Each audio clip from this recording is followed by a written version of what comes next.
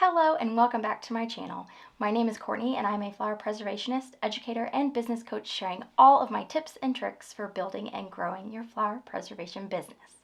I am so excited that you are here today, and I'm even more excited for the topic that we are going to talk about today. Now, I know you are all gearing up for a fantastic holiday season, and today we are going to discuss something that's crucial for small business owners, especially during this busy time of year: how to avoid burnout. If this is something you need help with, stay tuned.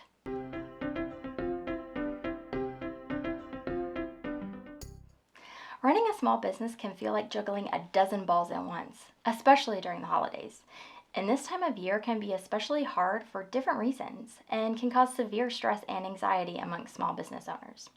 We're only a week and a half into December, and I've already seen many flower preservationist friends announce that they can no longer take orders for the remainder of this year due to all of the stress that they're under. And I get it. I've been there. Christmas is literally my spirit animal, and nothing can keep me from joy when Christmas time is here. But last year, I found myself in those same shoes.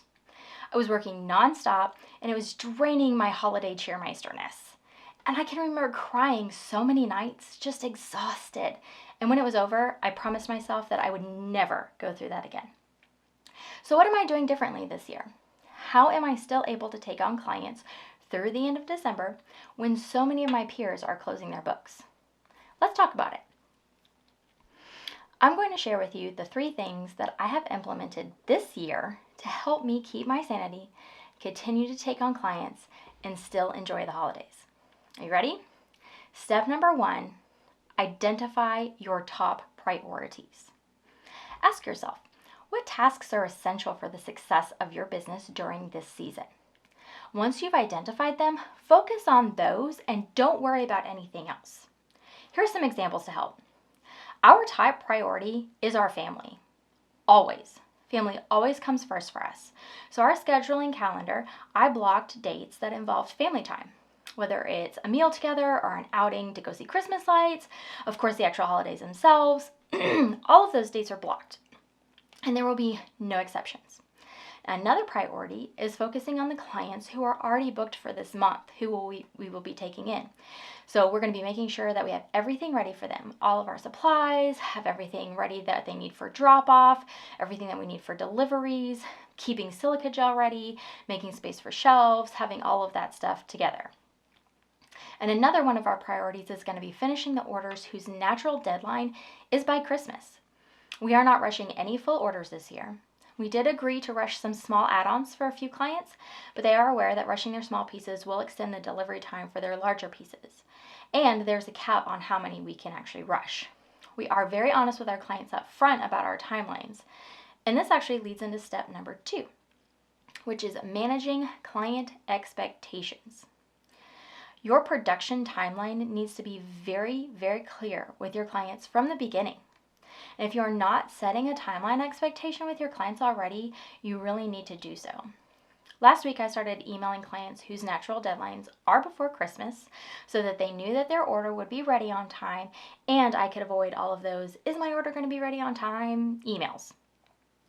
Now, for those clients whose orders will not be ready and they may have forgotten the timeline, or they're curious or whatever, I do have a pre-written email template that I can use to send to them to explain why their order will not be complete. That way I don't have to constantly just write an email every time. I can just use that template and send. Not really sure how to write an email like that? Guess what? I have a little Christmas present for you. If you look down in the description below, you will see a link for a free email template on how to explain to your clients that they won't be receiving their order in time for the holidays. I don't usually have this issue because I am proactive about my timeline with my clients anyway. And if you need some ideas on how to be proactive, first thing, make sure that your timeline is in your contract, that make sure it is very clear. And we actually have our 6-month timeline in there, and we make our clients initial that clause. And another thing you can do is tell them the timeline when they drop off their flowers. Or if someone else drops off for them, I have an email template that I send that basically recaps the whole process, what the next steps are, and reminds them of the timeline. Everything I would tell them in person. And then I also remind them for a 3rd time, once their final payment is due, that their order will be ready in this month, whatever month that is, which is usually 6 months after their event date. So managing client expectations has been a big change this year, and it has been a great help. Now, for number 3, set normal working hours for yourself. I'm going to rant for a minute. Can we start normalizing actual business hours for solopreneurs? Like, since when and who decided that we had to work 24/7, respond to every email, text, DM, and phone call within 5 minutes, even at 10 p.m. at night, or we are terrible at customer service? Like, who decided we were an equivalent to Amazon? I guarantee, real life, you guys. I guarantee you that if your clients got a phone call from their boss at 10 p.m. wanting to know when their project that they were working on was going to be finished, they would be livid. It's completely disrespectful, and it's not any different as a small business owner. But do you know what? We really did it to ourselves. We were convinced that we had to give the best customer service to get the client, so we bend over backwards for them, and it's time that that stops. You have to give yourself set working hours. And I can tell you from experience that learning to say no and setting those boundaries are life-changing.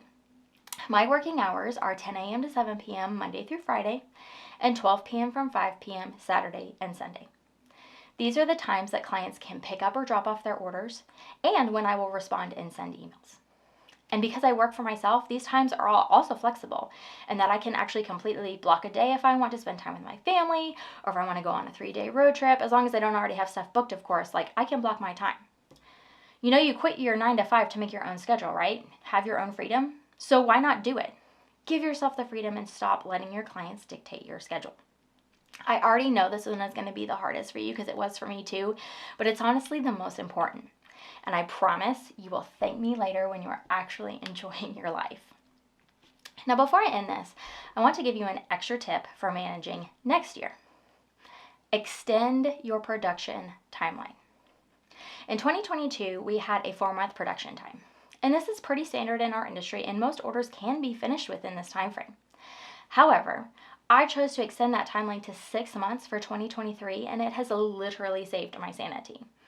This is a much more realistic timeline for how we operate, and it has allowed us to really focus on taking our time with our work, and because of it, we've had so much less stress, and we actually don't have as many problems with our orders anymore. This doesn't necessarily mean that we take the whole 6 months, though. I mean, if we finish an order early, then we get to surprise our clients with an early delivery. So if you've been struggling with timelines and juggling work and family and just not finding that balance, then let this be your first New Year's resolution for your business, and give yourself the gift of time. I hope this was helpful, and that you have a game plan for the rest of the year and how you can set up for a stress-free 2024. As for me, I'll be taking a break from YouTube for the rest of the year to enjoy the holidays, and I will be back in January with a slew of new videos about behind the scenes, trying new products, and business questions to help you achieve success in the new year. If you found this video to be helpful, make sure you give it a like, and if you're not already, hit that subscribe button to be notified of my next video in January.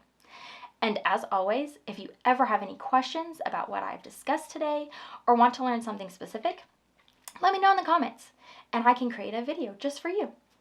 Thank you so much for being here, and I hope you have a great holiday season, and I will see you next year. Bye.